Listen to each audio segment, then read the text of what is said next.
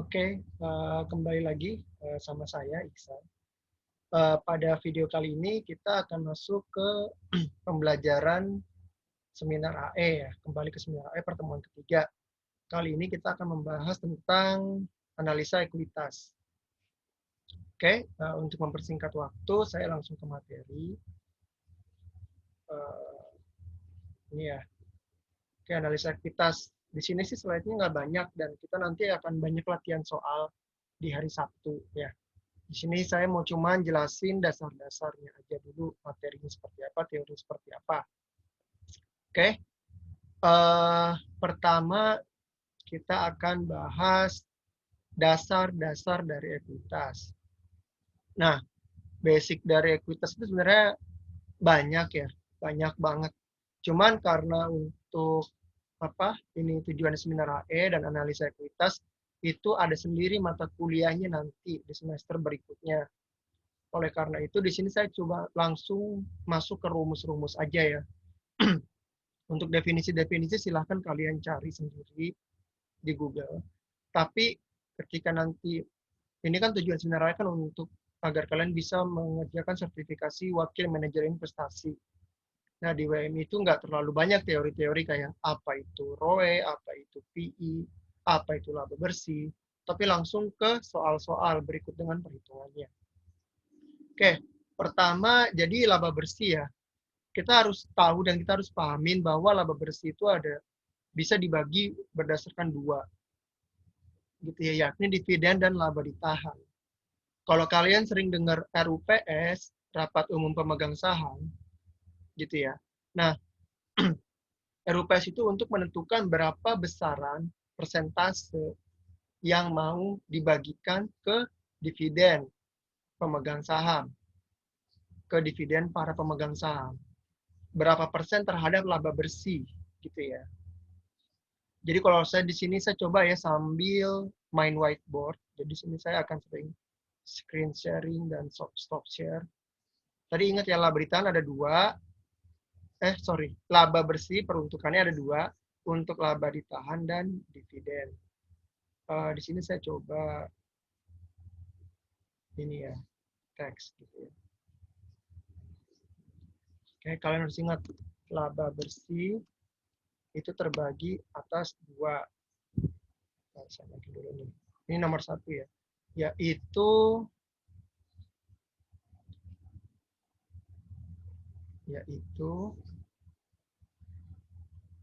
dividen dan laba ditahan. Oke. Dividen dan laba ditahan. Ini ya. Ya. Sebentar. Ini dihapus dulu.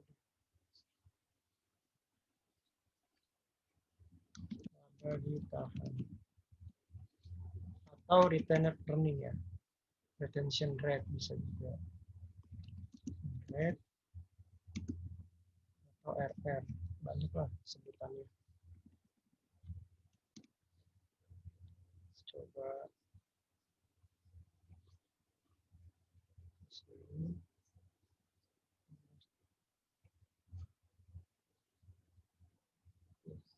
Ini sekali. Oke.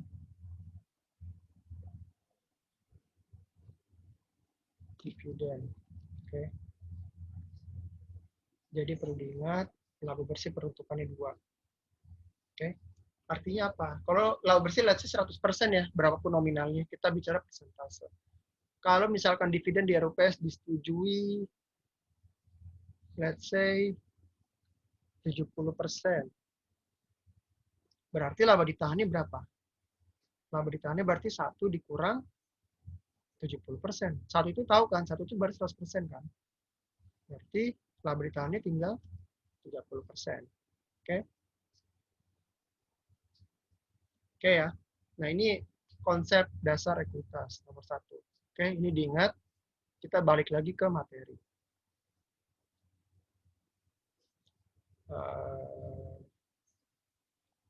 Oke. Nah, kedua itu PE ya. PE itu price to earning ratio. Semakin tinggi PE biasanya harga saham itu relatif mahal. Dibandingkan apa? Dibandingkan industri sejenis. Makanya ngebandingin PE itu nggak bisa ngebandingin PE Unilever sama ngebandingin PE Waskita misalkan. Unilever kan consumer good, Waskita konstruksi. Jadi nggak bisa dibandingin. Jadi PE-nya Unilever harus dibandingin sama consumer itu sendiri. Kayak apa? Mungkin ICBP, gitu ya, Indofood. Sebentar. Oke, tadi ya, ICBP atau Indofood. Begitupun tadi Waskita ya harus dibandingin P-nya sama industri sejenis. Dalam hal ini konstruksi. Nah, P itu rumusnya ada dua. Bisa price per EPS, harga pasar per earning per share. Itu ya, earning per share dari mana? Dari net income dibagi jumlah saham beredar atau outstanding shares. Bisa juga dari DPR per Kamin G. Oke, nah kita akan nanti lebih sering pakai yang DPR per Kamin G. DPR itu apa? Dividen payout ratio. Dividen payout ratio itu apa? Dividen payout ratio itu tadi ya, laba bersih dibagi dua, laba ditahan dan dividen. Dividennya itu yang disebut DPR, dividen payout ratio. Berapa besar rasio yang dibagikan? Berapa besar rasio dividen yang dibagikan terhadap laba bersih? Oke. K itu required rate of return atau biasanya disebutnya CAPM. Gitu ya. Nanti akan kita pelajarin. G itu growth. Growth itu biasanya langsung ada angkanya. Tapi kalau angkanya nggak ada, harus dicari lagi. Apa rumusnya growth? Itu ya, di slide ada RR dikali ROE. RR itu tadi laba ditahan. Oke, di mana ROE itu return on equity. Seperti yang kalian tahu, return on equity ada juga dua rumusnya. Ada net income per equity, ada juga rumusnya pakai analisa DuPont. Gitu. Nah, analisa DuPont itu sebenarnya gampang. Jadi kalau di sini kalau diperhatiin, aset per ekuitas dikali penjualan per aset dikali laba bersih per penjualan. Nah, sebenarnya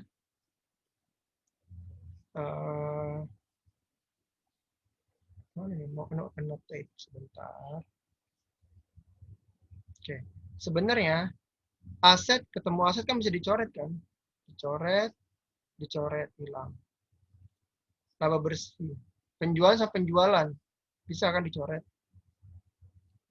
Coret. Artinya apa? Ya sama, tinggal net income per equity. Gitu ya intinya DuPont. Oke. Kita langsung masuk ke slide kedua. Sebentar, ini saya harus hapus dulu.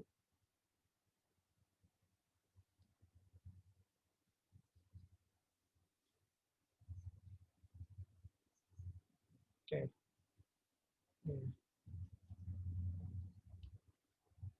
Oke. Nah, terus ini ada soal latihan yang langsung. Jadi kita setiap udah, ini kan tadi saya udah ngomongin slide pertama tentang hitung-hitungan. Langsung ada soalnya, kita nanti bahas hari Sabtu. Jika perusahaan memiliki rasio pembayaran dividen atau dividen payout ratio 70%. Terus imbal hasil yang diharapkan, nah itu imbal hasil yang diharapkan itu adalah K ya. Jadi K itu bisa aja maksudnya required rate of return. Bahasa Inggris, bahasa Indonesia-nya tingkat imbal hasil yang diharapkan. Terus ada growth-nya, atau pertumbuhan 8%. Berapa pernya? Oke, Sabtu kita bahas. Nah, karakteristik pemegang saham. Ini teori ya. Jadi saham biasa itu punya hak suara di RUPS, memperoleh sisa laba bersih dalam kurun IPS setelah dikurangi pemegang saham preferred. Kalau rugi gimana Kak? Ya kalau rugi berarti nggak dapat dividen pemegang saham biasa. Terus kalau perusahaannya itu bangkrut atau dilikuidasi, pemegang saham itu yang mendapatkan terakhir. Jadi pertama itu kan kalau nggak salah bayar gaji karyawan dulu nih, perusahaan bangkrut, dia harus gadai semua asetnya kan, dilikuidasi. Pertama harus memenuhi gaji kewajiban, harus memenuhi kewajiban pembayaran gaji karyawan. Kedua, pajak-pajak ya kalau ada, misalnya ada urusan pajak-pajak negara. Ketiga ya bayar ini pemegang obligasi. Harus dibayar dulu utang-utangnya. Keempat, pemegang saham preferred. Nah, kalau masih ada sisa, setelah dikurangi semua, baru ke pemegang saham biasa. Nah, pemegang saham preferred itu dia itu memberikan dividen tetap dan tidak bertumbuh. Jadi kalau labanya gede, ya kalau udah dapat rate-nya misalkan 7%, ya 7% terus. Itu nggak enaknya. Jadi kalau bersih naik kan IPS-nya naik, pemegang saham biasa senang. Tapi kalau preferred nggak senang karena ya dapatnya tetap udah yang sesuai ditentukan di awal. Tapi kalau perusahaan rugi, nah dia tetap harus dapat. Nanti ya kekurangannya tidak memiliki hak suara di RUPS. Terus bisa didahulukan. Tadi ya kalau dilikuidasi dibandingkan pemegang saham biasa. Oke, kita ke jenis-jenis corporate action. Ini kalian bisa baca sendiri. Ada right issue, stock split, reverse stock split, cash dividend, dividen saham, warrant. Warrant itu lebih kepada kayak sweetener ya, pemanis gitu. Ini kalau yang mau tanyain hari Sabtu kita diskusiin. Sama saham bonus. Oke. Nah, paling kita langsung masuk ke perhitungan aja sih. Perhitungan right issue sama stock split di soal WMI. Kadang ini yang sering keluar. Oke. Ini rumusnya. Harga untuk teoritis, ini untuk mencari harga teoritis right issue. Terus ada harga saham stock split dan reverse stock split. Oke. Jadi kalau mau cari harga saham, kalau stock split gini, logikanya kan kalau stock split itu mecah kan. Berarti tadi saya punya jumlah saham lembar, misalkan nantilah kita ke soal deh, sorry. Kita ke soal. Logikanya gini, kalau stock split harga sahamnya akan akan berkurang, akan mengecil. Tapi jumlah sahamnya akan lebih tinggi. Oke, kalau reverse stock split sebaliknya. Tapi biasanya yang di soal WM itu yang ditanyakan hanya soal stock split. Stock split itu contohnya itu yang sering terjadi, yang baru terjadi itu kalau yang kakak ingat tuh ada saham multi bintang, MLBI. Kalian cari beritanya. HMSP, HM Sampurna, BBRI, Bank BRI, Telkom, itu udah stock split semua. Silahkan kalian cari aja di Google. Stock split, Telkom, stock split, multi bintang, stock split, BBRI. Oke? Terus kita ada latihan soal. Ini nanti harus kita bahas. Jika Anda memiliki 10.000 saham dengan nilai 100.000 per lembar, dipecah. Berarti kalau dipecah logikanya, Anda memiliki saham 10.000 akan membesar atau mengecil. Ya kan? Terus nilai 100.000-nya akan membesar atau mengecil. Hari Sabtu kita bahas juga. Oke. Terus kita masuk ke tiga. Ketiga ini cara Nah, ini tadi ya kita bahas. Mengenal CAPM dan WACC. Nah, ini kan karena tadi saya tekenin di awal ya, saya langsung ke rumus-rumus karena pengerjaan soal WM itu lebih banyak ngitungnya dibandingkan teori gitu. Tapi kalau kalian mau tahu CAPM itu apa sih, WACC itu apa sih? Oke, kita coba. Tadi saya udah sempat ini juga googling.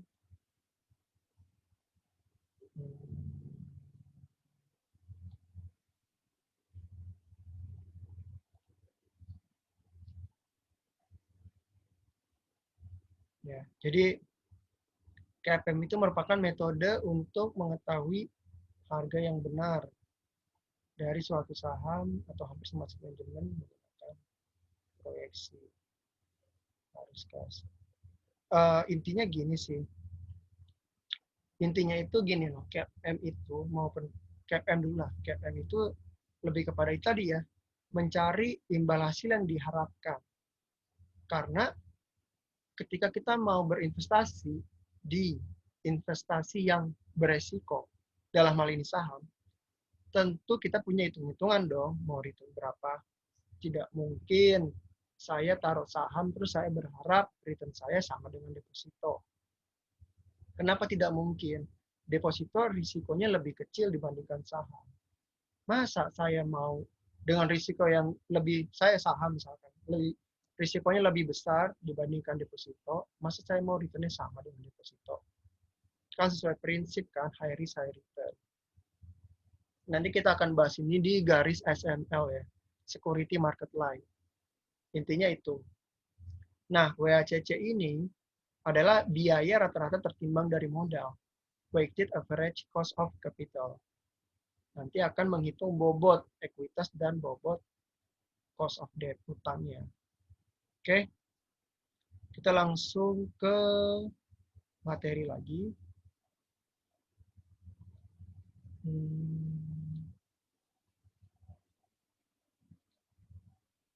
Ini ya.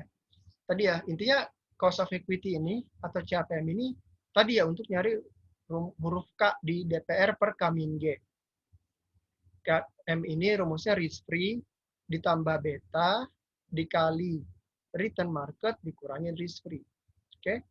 Risk free ini bisa tingkat suku bunga, bisa obligasi yield 10 tahun gitu ya. Macam-macam tergantung kita mau interpretasikan risk free apa. Risk free itu intinya aset yang bebas risiko. Kan obligasi 10 tahun meskipun ada risiko tapi kan dibayar pemerintah gitu. Jadi bisa kita anggap juga risk free. Oke, beta tingkat sensitivitas suatu saham terhadap indeks. RM return market biasanya imbal hasil ESG. Terus RF min RM biasa, sorry ini kebalik ya. RM min RF nih harusnya. Return market dikurang risk free itu bisa juga kita sebut risk premium. Oke. Nah, kalau weighted average cost of capital itu rumusnya WE itu weighted equity. Jadi kita cari dulu bobot ekuitas terhadap total pasifanya. Nah, total pasifa itu apa, Kak? Total pasifa itu terdiri dari total ekuitas ditambah total liabilitas. Di sisi kanan kan namanya pasifa kan. Nah, total ekuitas dibagi jumlah total pasifa itulah yang disebut weighted equity-nya. Bobot ekuitas terhadap pasifa. Oke. Cost of equity tadi ya CAPM. Terus sorry ini bukan sama dengan ini tambah nih harusnya. Ini harusnya tambah. Oh, saya belum pencet shift tadi pas bikin materi. Ini tambah ya. WC sama dengan WE kali COE tambah nih.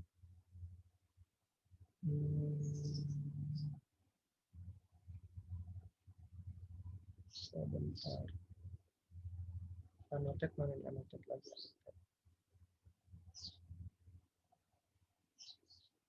Ini.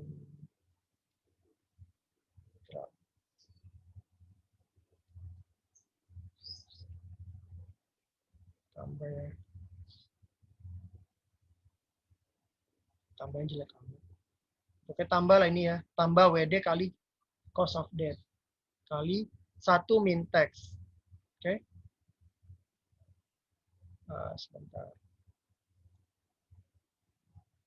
Oke.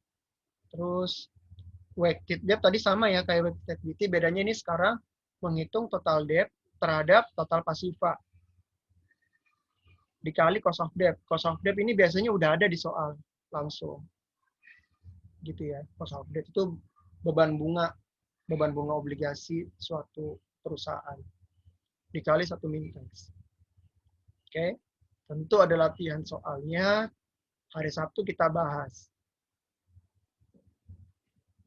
Pertama ini ya, tadi rumus CAPM. Pakai rumus CAPM. Coba kalian kerjain dulu setelah nonton video ini. Oke.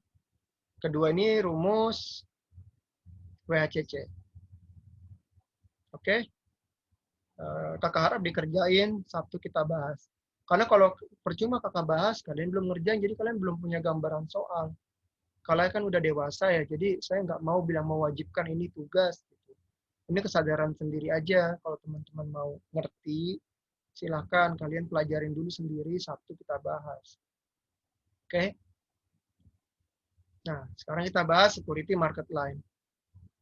Apa sih security market line ini? Jadi garis hubungan antar tingkat return harapan dari suatu sekuritas dengan risiko sistematis atau beta. SML dapat digunakan untuk menilai keuntungan suatu aset individual pada kondisi pasar yang seimbang.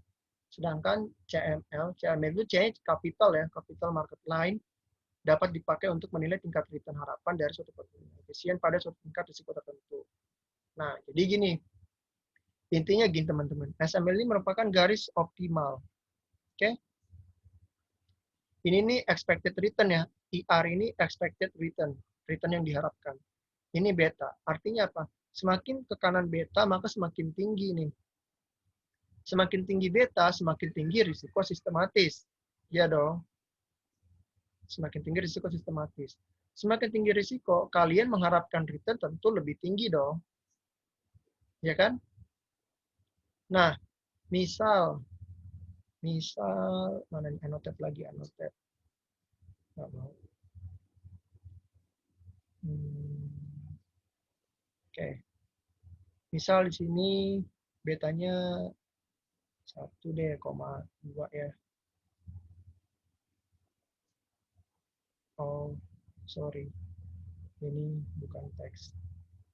Oke, lain kali. Oke.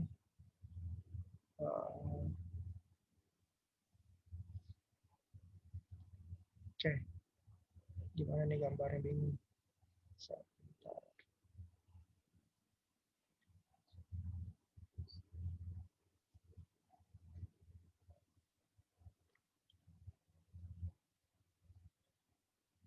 Oke, saya ke ini aja deh, ke whiteboard aja deh. Sebentar. Bingung gambarnya. Gini teman-teman. Saya stop share dulu. Terus saya ke whiteboard lagi. Whiteboardnya di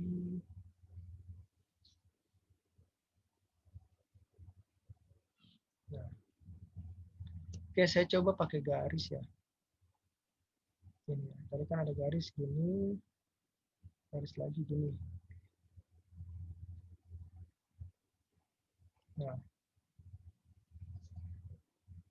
ini kan anggap tadi SML-nya di sini kan. Ini tadi SML-nya di sini. Terus sebentar.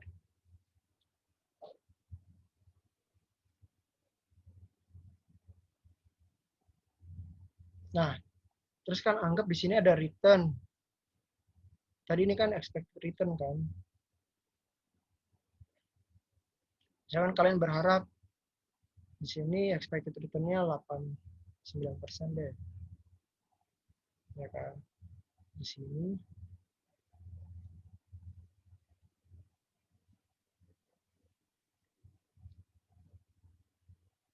7%. Nah, aduh, kejauhan lagi. Sorry, dihapus dulu. Ini terus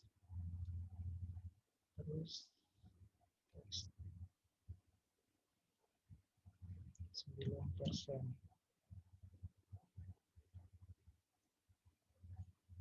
Oke. Nah, ini kan di sini anggap nih betanya nih 1,1 gitu ya.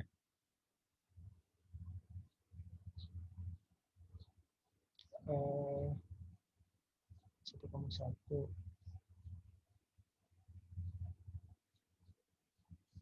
Terus di sini anggap ada 1,3 betanya ya. Agak geser dikit lah. Nah, artinya apa? Ini kan nanti kalau ada garis, kalau 1,1 harus dapat 7,7% dong. Ya kan? Terus 1,3 harus 9%. Nah, selama selama misalkan ada gambar titik nggak ya? Nah, bintang deh, kita pakai bintang coba. Misalkan di sini ya. Kalau di sini, pokoknya kalau di atas garis SML, saya tes dulu. Ini SML, garis SML. Ini SML ini garis optimal ya intinya. Jadi kalau dia di sini, berarti return-nya terhadap risiko, terhadap beta optimal, pas. Nah, kalau ada return di bintang nih, misalkan di atas SML, itu namanya under value. Berarti saham itu murah. Mana nih teks lagi?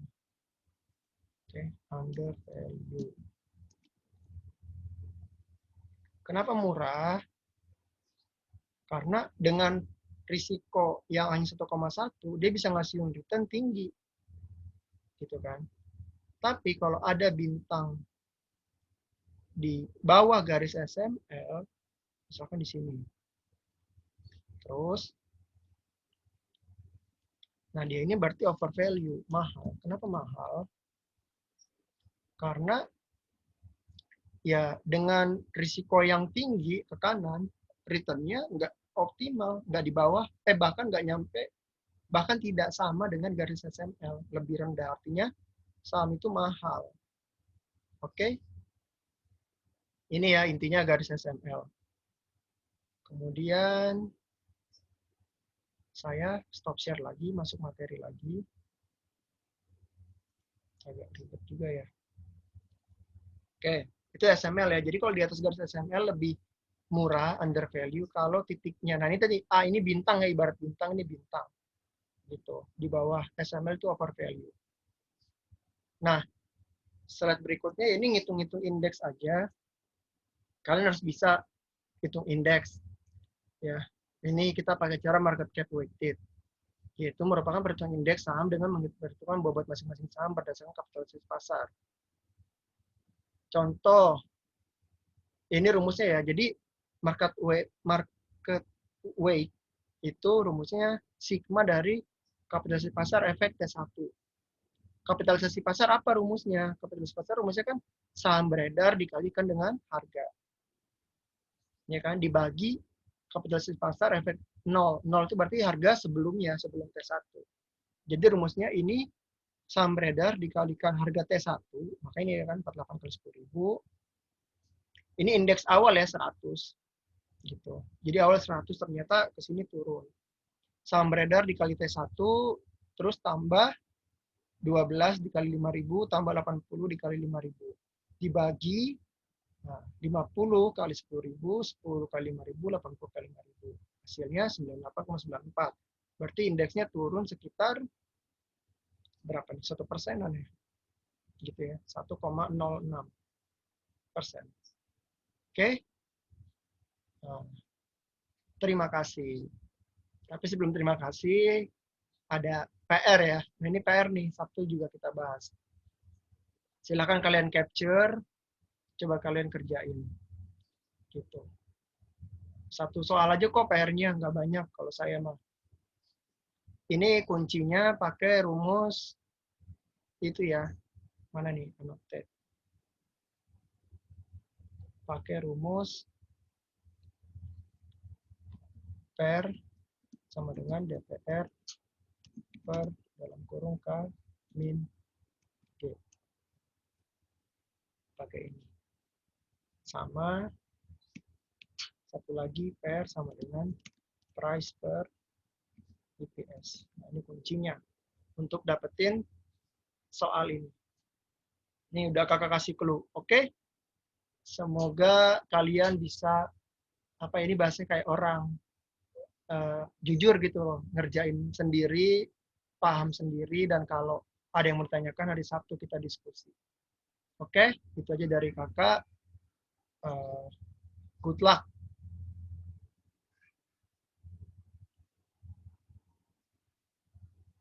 Oke, dadah.